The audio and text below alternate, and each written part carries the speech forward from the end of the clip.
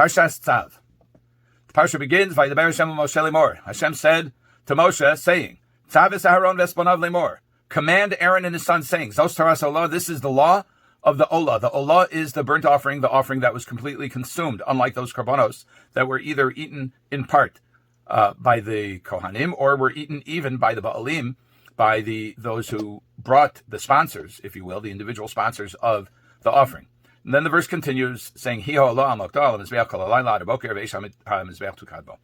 is the Olah, which should be on the place of the fire that's on the altar all night until morning, and the fire of the altar shall be kept burning on it.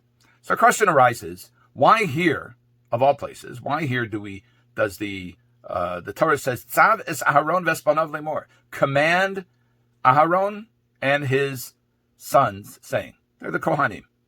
But we just had Parshas Vayikra. We had all of this, the laws about the various korbanos. It doesn't say Tzav es Aharon v'espanav. What is the import of this phrase, Tzav es Aharon v'espanav?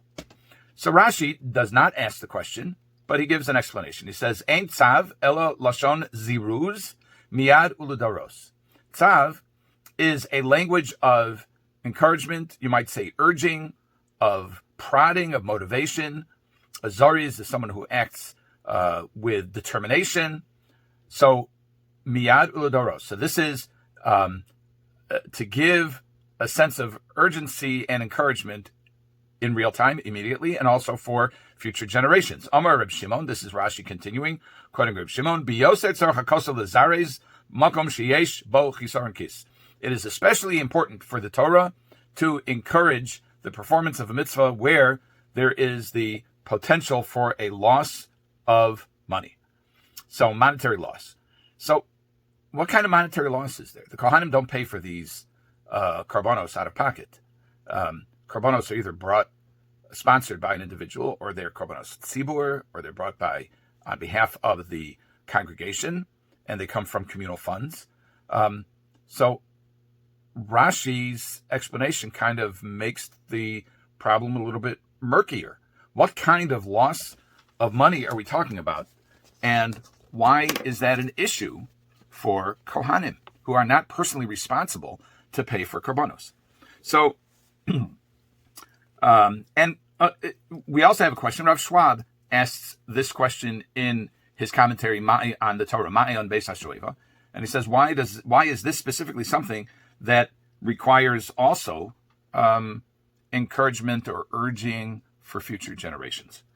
So he says that there is an ever-present danger whenever there is some kind of performance of a mitzvah to latch on to the externalities of the mitzvah and to ignore or downplay the internal aspect.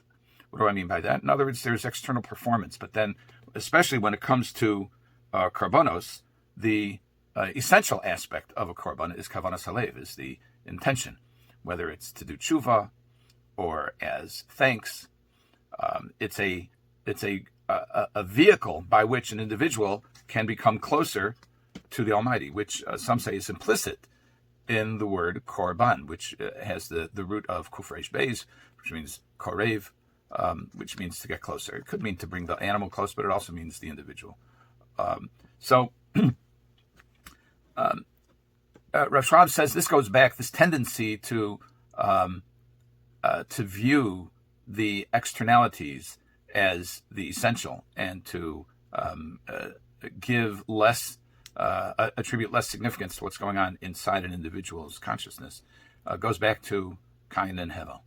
And Cain, after Hevel brought his offering, Cain brought one as well. It says, the El Cain vel minchaso lo sha'ah. The Almighty did not respond to Cain and his mincha. And he says, the verse says in Bereshis, in Perek Daled, Pasuk Zayin, in Bereshis 4:7, Hashem says, Halo im tetiv se'es, vim lo se'tiv, lepesach chatos rovetz, ve'lechat shukoso, v'atotiv shalbo. It is not so that if you improve, so then you'll be forgiven. And if you do not improve, however, then at the entrance, sin is lying, and to you it is longing, but you can rule over it. In other words, it's the improvement, it's the individual's response that is reflected in the korban or effected by the korban that is the essential.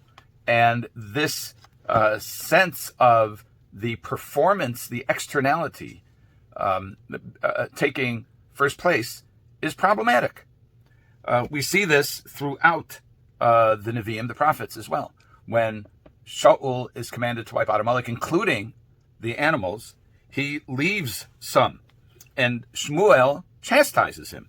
And he asks him, why did you leave over some animals? And he said, we were going to bring them as offerings. They're the good ones. We're bringing them as offerings to the Almighty. And Shmuel says, Hechofetz Lashem ba'olos uzochim kishma b'kol Hashem. Does God want your offerings rather than listening to his voice? The implication being you're kind of losing the forest for the trees. This is the offerings are a means to an end. They're not an end in and of themselves. They're a vehicle for bringing a person close to HaKadosh Baruch Hu. And then, of course, we have Yeshaya, which we read regularly, the distressing words of Lama li rov zivchechan yomar Hashem. What do I need? The multitude of your offerings, of your sacrifices. Savati elos. I've had enough. I've had my fill of your korbanos, ola, elim, olos elim, v'chelev mriim, and the fat of fatted animals, v'dam porim, ukvosim, v'atudim lochafotzti, and the blood of the cows and the goats. I don't want it. Lo sosifu, it continues, and this is the first chapter of Yeshaya, and then it goes on to, that was Pasuk Yud Aleph, 11, and now in 13. Lo sosifu avim in chashav k'toros tevahi li. Don't bring me these vain, these empty offerings of mincha, and your ketores, your burned incense, or your burnt anything, is an abomination to me. So Kadosh Baruch Hu is rebuking the children of Israel for their tendency to value form over substance, to value we can call it the ritual aspect of korbanos rather than the essential aspect.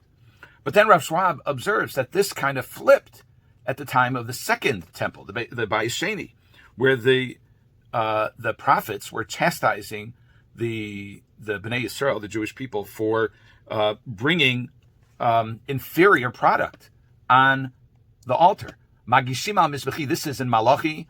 Also, first parak, Psukim, Zayin, and Ches, 7 and 8. Magishim al mizbechi lechem bego'el, v'amartem b'megal nucha, b'amrechem shulchan Hashem nivzehu. You offer on my altar defiled food. And you say, how have we defiled you? By your saying, God's table is contemptible. Then it goes on, when you offer a blind animal for sacrifice, is there nothing wrong? When you offer a lame or sick one, is there nothing wrong? Were you to offer it to your governor, would he accept you, or would he favor you, says the Lord of hosts? In other words, there is, you may have a good heart, and you may want the right thing, but if your performance is short, you've missed the mark. That's not what we understand to be Ritzon Habore, the desire of God. So we're caught in a in between, kind of oscillating. Bnei Yisrael are oscillating. Humankind is oscillating between giving attributing undue significance to the externality, and then to not giving it enough significance. So according to this, says Rav Schwab, it's the Kohanim who have to administer the korbanos in the Beis HaMikdash, and they may well be inclined to say, we could save some money over here. We've got a budget to balance. Why should we be spending money on all of these fine animals that are just, especially with an ola, nobody's eating them. They're just going to be completely consumed. They're going to go to waste. We know what's important. What's important is the heart. What's important is the mind, that we get close to God. How we do it, that's not as important, and that's an error. And that's especially an error when it comes to chisaron kis. There is an inclination when it comes to spending money to save money. That's natural. But you save money when something that you're spending money on is not important. When it is important, you spend money. So this language of Tzav, which is ziruz, is to show us how important it is. Rav Schwab says by extension, this principle applies in many different places. He cites one example, we'll cite another. The example he cites is that one might think that the only thing that's important in saying Kriyas Shema, the 3 chapters of Kriyas Shema, is Kavanos Halev. And we know that's extremely important. But he says, but if you don't say the words properly, you haven't fulfilled the mitzvah, Mida Oraisa, the biblical command of Kriyas Shema. And on the other hand, he says, there is a risk of focusing so much on pronunciation that you don't even think about the things you're supposed to think about during Kriyas Shema. That's a dilemma. And that's the balancing act. And that's the avoda. That's the work we have to do. And I might suggest that the same thing applies to Pesach. On Pesach, we can get very caught up in one or the other. We could get caught up in all the externalities of the performance, and we can forget that the obligation on Pesach is to feel the redemption. Person is supposed to feel as though he left Egypt and to have that sense of gratitude. And yet, on the other hand, if all we have is gratitude and we don't have the performance, then we miss the mark. We want to have the performance of the mitzvah, l'shem u'l'tiferes, and the kavanas halev, and the focus of the heart as well. Good Shabbos, and Chag kosher v'sameach.